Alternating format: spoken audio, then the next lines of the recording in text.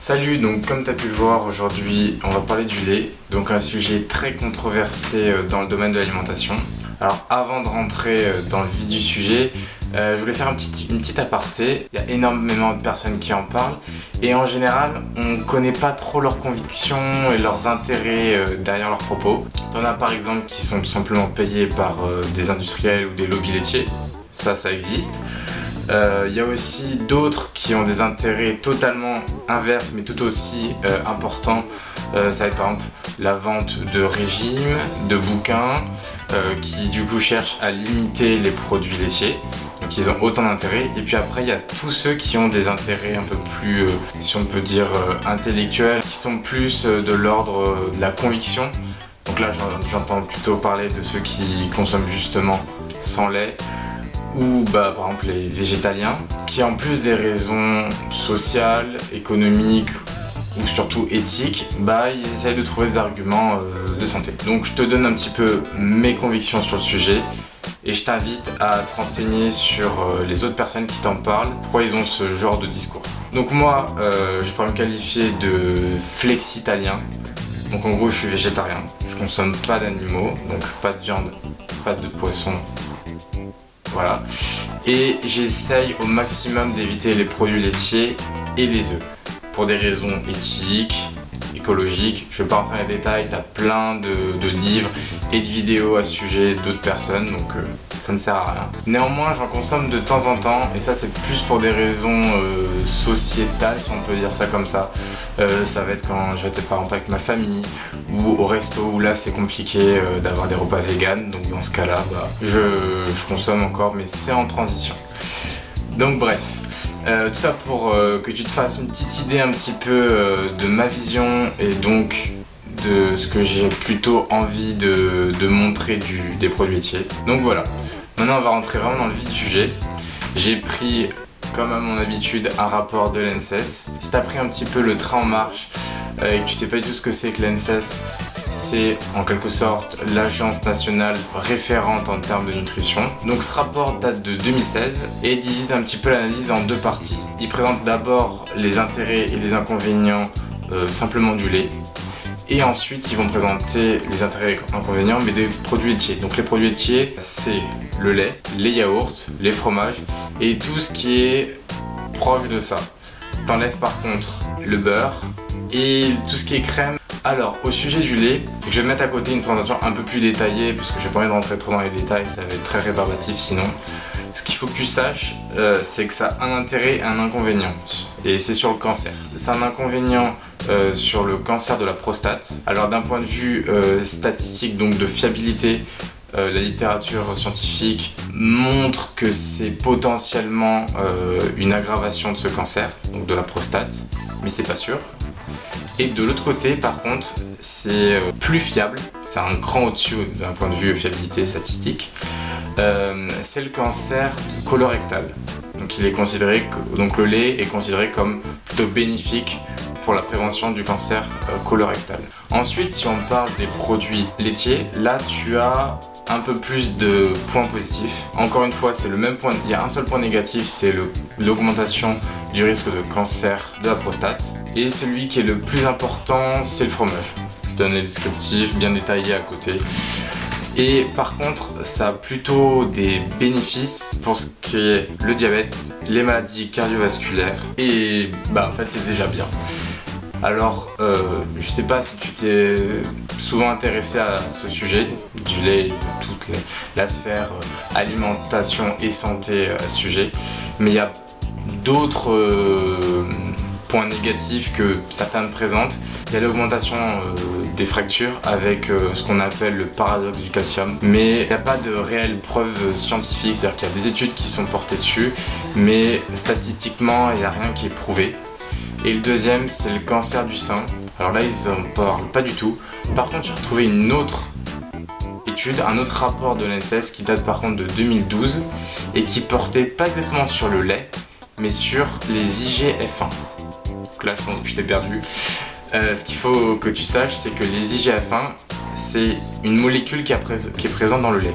C'est une protéine présente dans le lait, donc dans les produits laitiers. Et cette protéine va avoir des interactions avec l'organisme.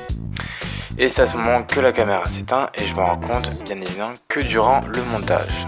Donc j'avais deux possibilités, soit je me remettais à tout tourner, ce qui était assez compliqué, donc je préférais te faire l'explication en voix off. Donc revenons sur ces fameuses IGF-1, donc des protéines du lait.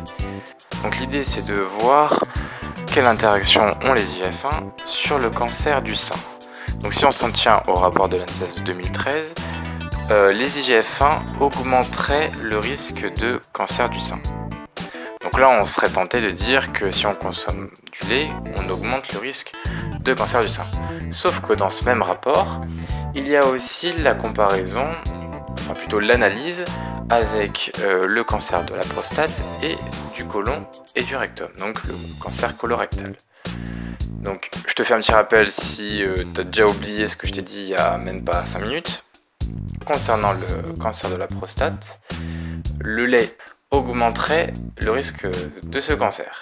Et par contre pour le cancer colorectal, ça le diminuerait. Sauf que dans le rapport concernant uniquement les IGF-1 augmenteraient à la fois le risque de cancer de la prostate et le risque de cancer du côlon et du rectum, donc le cancer colorectal.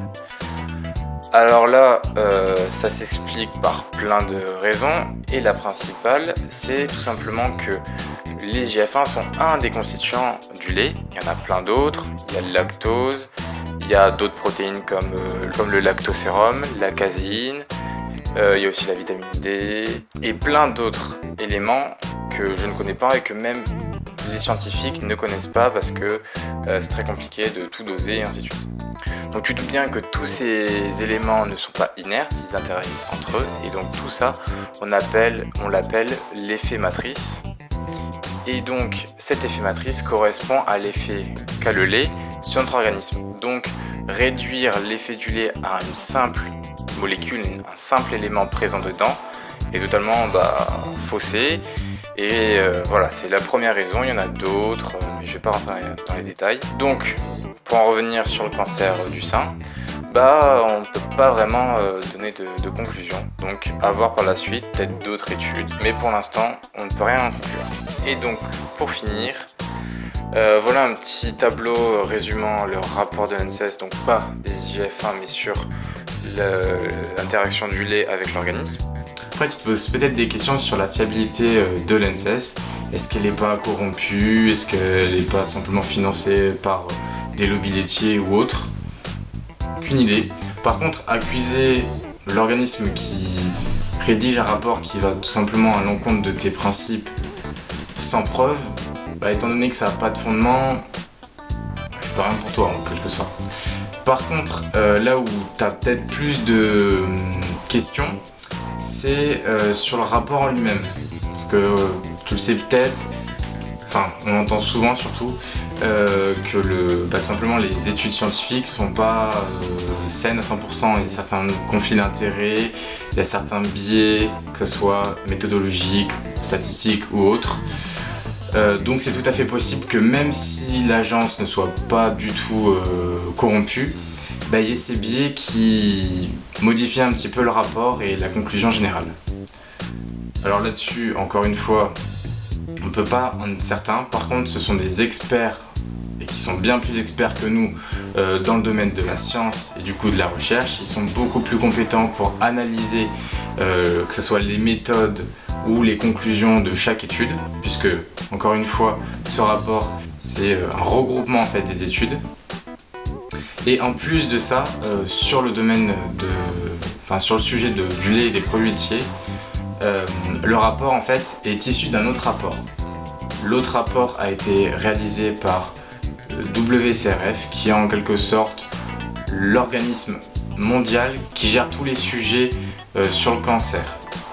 Donc il y a déjà eu un comité d'experts qui s'est penché sur les études dans cette organisation mondiale, et ensuite l'ANSES avec leurs experts ont refait cette analyse, donc ça diminue quand même tous ces biais